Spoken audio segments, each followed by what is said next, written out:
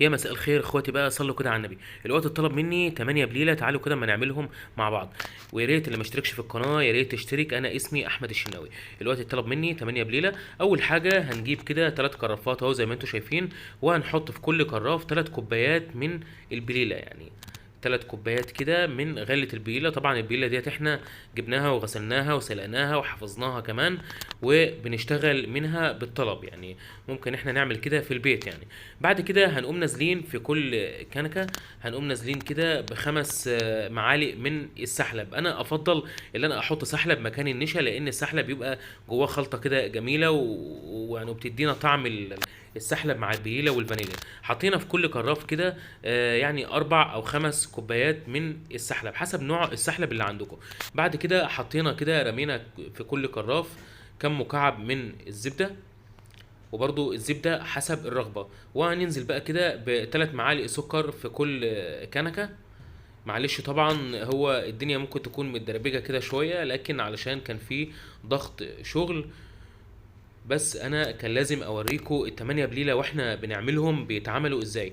بعد كده هنقوم نازلين بقى باللبن بتاعنا، يعني 3/4 الكراف كده نملاه لبن يعني. نزلنا بالبليلة يعني نزلنا بالغلة البليلة والسحلب والزبدة والسكر، وهنقوم نازلين باللبن. هنروح دلوقتي بقى عند البخار وهنسيبه يتغلى كده ويسخن. طبعا في البيت هنعمله على البوتاجاز ويكون على نار هادية، يعني ما نعليش كده النار علشان يدينا القوام اللي انا هوريهولكوا دلوقتي حالا يعني. طبعا البليله في الشتاء بتطلب مني كتير، هي والحمص والسحلب. حاجه كده عظمه قوي، الناس كلها بتحب البليله والسحلب والحمص، حتى الاطفال يعني بيموتوا فيه. تمام قوي. وهو كده على النار هنبدا نقلب فيه كده علشان ما يتكتلش معانا. السحلب مع البليله لو احنا ما قلبناهوش هيتكاتل كده معانا، وهيدينا كده هيبقى فيه قطع السحلب اللي هو بالنشا يعني. لكن لازم نقلبه كويس قوي علشان كله يندمج مع بعضه ويدينا القوام اللي انا هوريهولكوا دلوقتي حالا. طبعا هما دلوقتي بيسخنوا على مكنة البخار. حاجة كده عظمة قوي يعني، يا ريت نعمله كده في البيت بالطريقة ديت يعني.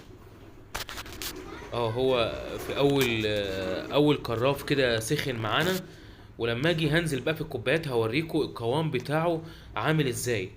يعني تحفة يعني، حاجة كده والله العظيم عظمة قوي. يعني طلب مني 8 بليلة كده، كنت بصراحة فرحان وانا بعملهم، لان البليلة والحمص والسحلب في الشتاء بيطلبوا مني كتير قوي علشان الجو بيبقى ساقع يعني. وهننزل بقى بالكراف التالت كده ونسخنه ونقلب كده شويه زي ما انا بقلب. لازم نقلب كويس جدا علشان السحلب مع الزبده والسكر كله يندمج كده في بعضه ويدينا القوام المظبوط يعني. انا طبعا بحب اعمل البليله تقيله كده. طبعا في ناس بتعمل البليله خفيفه من غير ما تحط عليها نشا او سحلب، وانا طبعا ما حطيتش النشا، انا حطيت السحلب علشان يدينا طعم جامد قوي. نزلنا بقى كده، نزلنا بالثمان كوبايات، وهننزل بقى كده بالبليله زي ما انتم شايفين. القوام بتاعه هو ده القوام المظبوط قوي اللي احنا نعمله كده في البيت يعني. انا بحب القوام ده، في ناس طبعا ما بتحبش القوام ده، في ناس بتحب البليله خفيفه يعني.